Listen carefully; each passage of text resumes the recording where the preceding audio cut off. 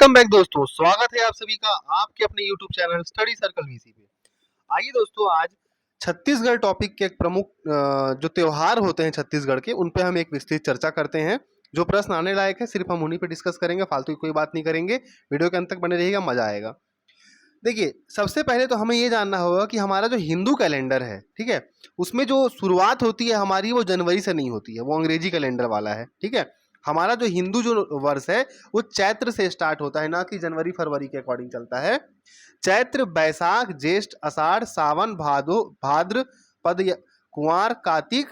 ठीक है, इस तरह से आपका चलता है पूरा, सावन, भादो या भाद्रपद, कुंवार, कार्तिक, अगहन, पूष, माघ, फागुन। ठीक है, चलिए ये 12 महीना है।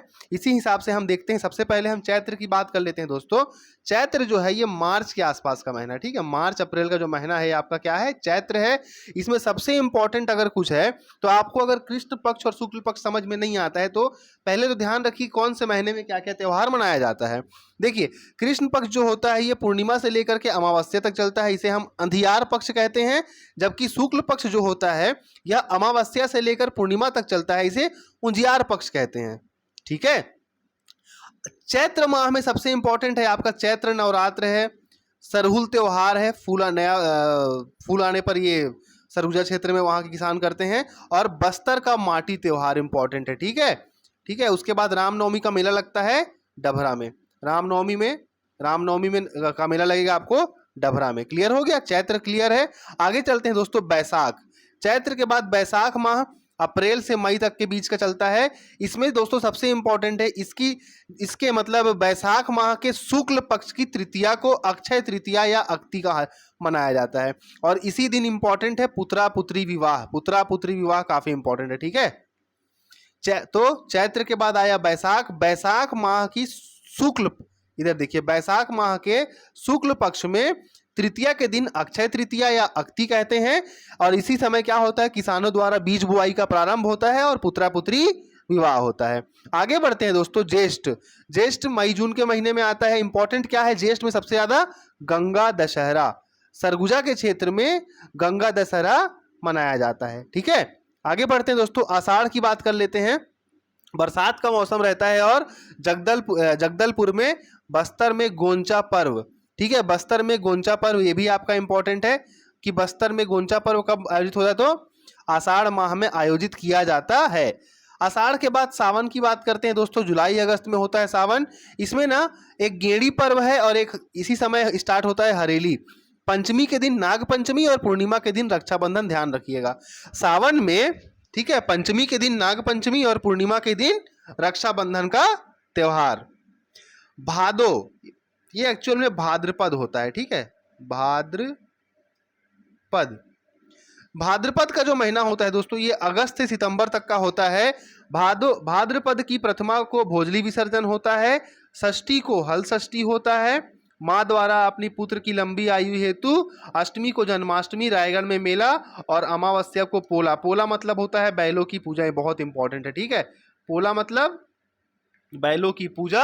और ये कब होता है, ये होता है आपके अमावस्या के दिन। ठीक है, भाद्रपद भादो महीना का अमावस्या के दिन पोला, प्रथमा को भोजली विसर्जन, षष्ठी को हल षष्ठी, अष्टमी को जन्माष्टमी, और यहाँ पे रायगढ़ में मेला। इसी के शुक्ल पक्ष की बात करेंगे दोस्तों, तो शुक्ल पक्ष के तृतीया में आपका हरतालिका तीज हो जाएगा, चतुर्थी में गणेश चतुर्थी, और पूर्णिमा में नवाखाई का त्योहार। क्लियर हो गया, पूर्णिमा में नवाखाई का त्योहार। अब भाद्रपद के बाद आता है कुंवार। कुंवार, ठीक है, कुंवार होता है आपका सितंबर अक्टूबर के बीच। इसके कृष्ण पक्ष में मनाते हैं पितर पक्ष, और शुक्ल पक्ष में नवरात्रि 9 दिन की, एक पहले दिन से लेकर के 9 दिन तक नवरात्रि, 10वें दिन विजयादशमी, और पूर्णिमा के दिन शरद पूर्णिमा। क्लियर हो गया, आगे बढ़ते हैं। कुंवार के बाद कार्तिक की बात कर लेते हैं। कार्तिक में 13वें दिन, 13 के दिन धनतेरस, 14 के दिन नरक चौदस, और अमावस्या के दिन दीपावली। ये हम सबको पता है। ठीक है, पर मंथ कौन सा है हिंदी मंथ में, अक्टूबर नवंबर इंग्लिश मंथ हो गया, हिंदी मंथ आपका कार्तिक हो गया। ठीक है, इसी के कार्तिक माह के अगर मैं शुक्ल पक्ष की बात करूं तो इसके प्रथमा में गोवर्धन पूजा, बस्तर में गोवर्धन पूजा, और बस्तर में दियारी नामक त्योहार। ठीक है, 9वीं में आंवला पूजा, बहुत इंपॉर्टेंट है दोस्तों, 9वीं में आंवला पूजा, और एकादशी में देव उठनी एकादशी। ये सारा इंपॉर्टेंट है, ठीक है। एकादशी के दिन देव उठनी एकादशी और इसी समय राउत नाचा का स्टार्ट होता है। क्लियर? चलिए आगे बढ़ते हैं। अगहन। अगहन में कोई बहुत कुछ खास इंपॉर्टेंट नहीं है, प्रत्येक गुरुवार को लक्ष्मी पूजा, ध्यान नहीं रहेगा चलेगा। पूस मोस्ट इंपॉर्टेंट है दोस्तों, ये एक प्रश्न व्यापम पूछा हुआ है कि पौष माह में जो है शुक्ल पक्ष में कौन सा त्योहार मनाया जाता है। तो पौष माह में शुक्ल पक्ष की पूर्णिमा को छेरछेरा, ये आया हुआ प्रश्न, ठीक है, प्रीवियस ईयर का प्रश्न है ये। उसके बाद माघ की बात कर लेते हैं दोस्तों। माघ जनवरी फरवरी का महीना होता है।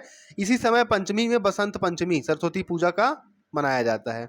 और अंतिम जो मंथ होता है 12वां माह हिंदू कैलेंडर में फाल्गुन फरवरी मार्च, इसकी त्रयोदशी को महाशिवरात्रि और पूर्णिमा को होलिका, ठीक है, इसकी त्रयोदशी को महाशिवरात्रि और पूर्णिमा को होलिका त्योहार मनाया जाता है।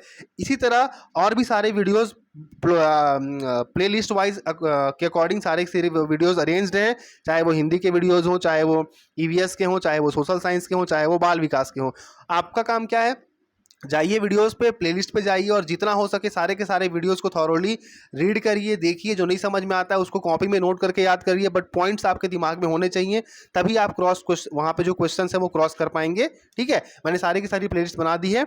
और वीडियो पसंद आया तो लाइक करें, शेयर करें, सब्सक्राइब करें, अपने दोस्तों तक शेयर करें, ठीक है। मिलेंगे बहुत जल्द अगले वीडियो में, तब तक के लिए धन्यवाद।